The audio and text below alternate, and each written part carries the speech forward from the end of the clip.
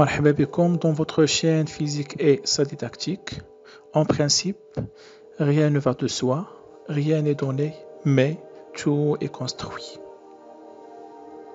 Alors, après la comparaison qualitative entre les transformations spontanées et même les transformations forcées qui auront lieu respectivement dans le cas d'une pile et même un électrolyseur, on travaille aujourd'hui d'une façon quantitative.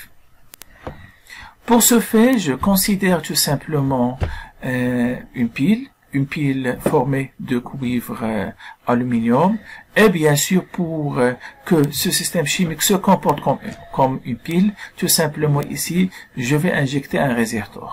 Par contre, si on veut faire des transformations spontanées, pourquoi pas ici, je vais prendre même un générateur externe. Alors, j'attaque immédiatement les questions. On réalise une pile cuivre-aluminium. Entre les deux électrodes, bien sûr, on a un conducteur ohmique et même un interrupteur. À l'instant 0, on ferme l'interrupteur et on trace les variations de C2+, en fonction de T. Remarquons que C2+, est une fonction décroissante, ce qui représente pour moi un indice pour prévoir la polarité de cette pile. Très bien. Question 1. Écrire l'équation de la réaction qui aura lieu à chaque électrode et même l'équation Bellon. Alors ici, c'est simple. Je remarque que la concentration de CO2+ décroît en fonction du temps. Donc, ça signifie que CO2+ est un réactif. Ainsi, dans ce compartiment de cuivre, le C2+ représente le réactif, alors que le Cu sera même le produit. Ainsi, j'aurai dans le compartiment de cuivre, j'aurai la demi-équation suivante. Alors, un ion de C2+ va réagir pour capter deux électrons, ce qui donne l'occasion d'avoir des atomes de Cu. Dans ce cas, je peux dire que la masse de cet électrode augmente en fonction du temps. Ainsi, le cuivre, tout simplement, représente la bande positive de cette pile. D'autre part, dans l'autre compartiment, puisque ici C2+ a réagi, donc dans ce cas, c'est le Al qui va réagir. Al va réagir pour libérer 3 électrons avec la formation d'un ion de Al3+. Et de cette façon, l'équation Bellon, bien sûr, sera obtenue en simplifiant avec les deux électrons qui se trouvent ici. Donc, x2, ici, x3, ce qui donne l'équation Bellon suivante. Question 2, tu précises graphiquement la concentration initiale, c'est de C2+, et même le réactif limitant. Pour moi, l'indication clé, c'est tout simplement graphiquement. C'est-à-dire, je travaille même sur ce graphe. Alors, pour la concentration initiale de C2+, c'est simple. Voici la concentration initiale. Donc, le C, qui représente la concentration initiale de C2+, égale tout simplement 9 quoi, millimoles par litre. Par contre, pour le réactif limitant, c'est simple, je remarque que la concentration de C2+ est une fonction décroissante, finalement s'annule.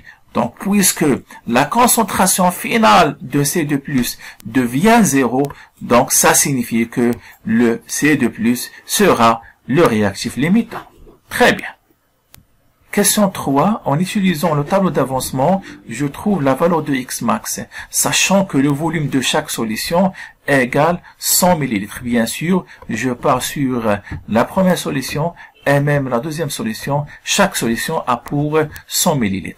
Alors, pour ce fait, je vais tracer même le tableau d'avancement, sachant que l'équation Bellon a été de la façon suivante. Alors, le C2+, bien sûr, est un ion, donc son nombre de moles initial sera C fois V. Bien sûr, C, c'est égal à 9 millimoles par litre. Alors, Al est un solide, pourquoi pas, je note son nombre de moles, tout simplement N.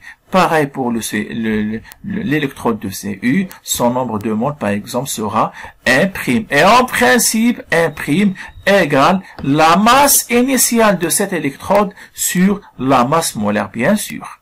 Et finalement, Al3+ est un ion, donc son nombre de moles, pourquoi pas, sera C' fois V'. Alors, indication très importante, le C2+, bien sûr, est le réactif limitant d'après la question 2. Donc, en principe, son nombre de moles final égale 0. D'après le TA, le tableau d'avancement, le nombre de moles final, bien sûr, de C2+, c'est quoi? C fois V moins 3x max. Donc, bref, C fois V moins 3x max, bien sûr, égale 0. Et dans ce cas, je peux tirer le x max. X max sera C fois V sur 3. Et bien sûr, j'ai trouvé le C, 9 millimoles, le V 0,1 sur 3. Donc, ça signifie que la valeur de x max, bien sûr, égale tout simplement 0,3 millimoles. Passons maintenant à la question 4. Établir l'expression de C2+ en fonction de C, I, ainsi de suite. Donc, remarquons que ici, j'ai le I, j'ai le F, donc ça signifie que on va travailler certainement avec le Q. Mais tout d'abord, commençons avec le tableau d'avancement. Donc, d'après le tableau d'avancement, le nombre de moles des électrons égale à 6 fois x max. Bien sûr, pourquoi 6 fois x max?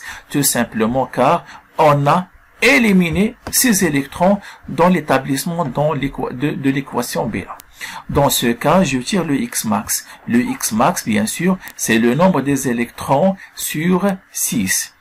D'autre part, et même d'après le tableau d'avancement, la concentration de C2+ égale, bien sûr, le nombre de moles sur V, sachant que le nombre de moles n'est que C fois V moins 3x max. Bien sûr, sur le V, pourquoi pas? Je simplifie par le V, ça nous donne pour le premier terme C, alors que pour le deuxième terme, ça nous donne moins 3x max sur V. Ou bien, égale C, pourquoi pas, je remplace le x max par le nombre de moles des électrons. Donc, ça nous donne le nombre de moles des électrons fois 3 sur 6. Donc, après une simple simplification, on aura finalement l'expression suivante. Ça, d'une part. D'autre part, je sais bien que le Q, la quantité de charge égale I fois delta T égale même le nombre de moles des électrons fois F, c'est la constante de Faraday. Dans ce cas, je tire le nombre de moles des électrons, qui sera bien sûr le I fois delta T sur F, sans parler sur ce Q. Et finalement, maintenant, pour la concentration de C2+, bien sûr, je reprends même cette expression. Donc, ça nous donne C, je le garde, et je remplace le nombre de moles des électrons par I fois delta T sur F. Et bien sûr, ici, il faut ajouter un certain V. Donc, voilà ici, j'ai la bonne relation, et même pourquoi pas, je vais l'écrire sous la forme suivante. Le C fois I sur 2F fois V, et bien sûr, je remplace delta T par T moins 0, sachant que on a fermé l'interrupteur, bien sûr, à l'instant T égale 0. Très bien, maintenant, on va exploiter ces données théoriques. Alors, sachant que V égale à 100 ml, je calcule l'intensité I. Alors, graphiquement, je remarque que la concentration de C2+ est une fonction décroissante affine. Donc, pourquoi pas, je calcule sa pente. Donc, c'est 9 moins 0, bien sûr, sur 0 moins 9. Donc, je répète, graphiquement, la pente de notre fonction affine, c'est 0 moins 9, bien sûr. 10 à la puissance moins 3, c'est pour le millimole, sur 20 moins 0 heure. Et finalement, je trouve que cette pente égale, bien sûr, une valeur négative. D'autre part, physiquement, cette pente, bien sûr, n'est que ce terme. Donc, c'est le I sur 2F fois V. Et dans ce cas, par identification, alpha égale cette pente théorique, et de cette façon, je peux tirer le I. Le I égale bien sûr moins alpha fois 2F fois V, et finalement, je trouve que l'intensité de courant électrique qui traverse cette pile égale 8,7 ampères. Mais ce courant électrique, bien sûr, passe seulement jusqu'à 20 heures. Après 20 heures, on aura la consommation totale de C2+, et dans ce cas, je dis que la pile est bien consommée. Mais on peut charger ou bien recharger cette pile en travaillant avec une pile ou bien avec un générateur externe. Dans ce cas, le même système, bien sûr, devient dans une transformation forcée. Alors, à l'instant 20 heures, on ouvre l'interrupteur et on remplace le conducteur ohmique par un générateur de tension idéal. Question 1, écrire l'équation de la réaction qui aura lieu à chaque électrode et même l'équation bilan. Alors, c'est simple. Pour moi, l'indication clé, c'est tout simplement les bornes du générateur externe. De cette façon, je peux tracer le sens de déplacement des électrons et bien sûr, pour le compartiment de AL, les électrons arrivent. Le fait que les électrons arrivent à ce compartiment signifie que qui va réagir, c'est le Al3+. Al3+ va accepter les électrons pour donner AL et dans ce cas, je parle à une réduction cathodique.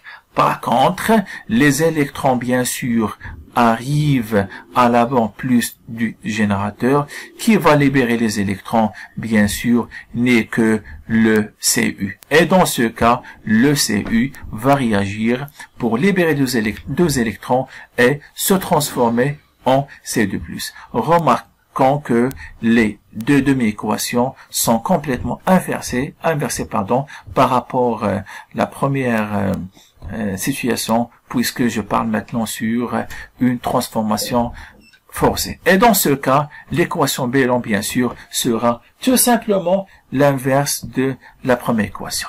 Question 2.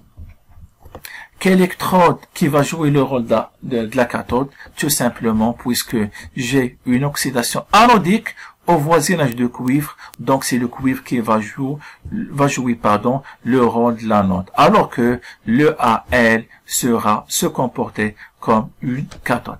De la même façon, on va donner le tableau d'avancement et dans ce cas, je passe immédiatement à la question 4, établir l'expression de C2+. Dans ce cas, et en se basant sur le tableau d'avancement, je trouve que le Xmax égale le nombre de moles des électrons sur 6 et de la même façon, la concentration de C2+ égale le nombre de moles final sur V et bien sûr qui égale 3Xmax sur V et je remplace le Xmax par cette expression, donc ça nous donne finalement, après des simplifications, le nombre de moles des électrons sur 2F.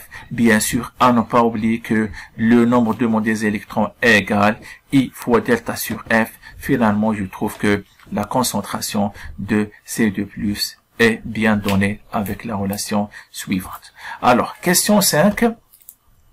Le générateur externe débite par exemple un courant électrique d'intensité 8,7 ampères. La question, quelle est la durée nécessaire pour charger totalement la pile consommée?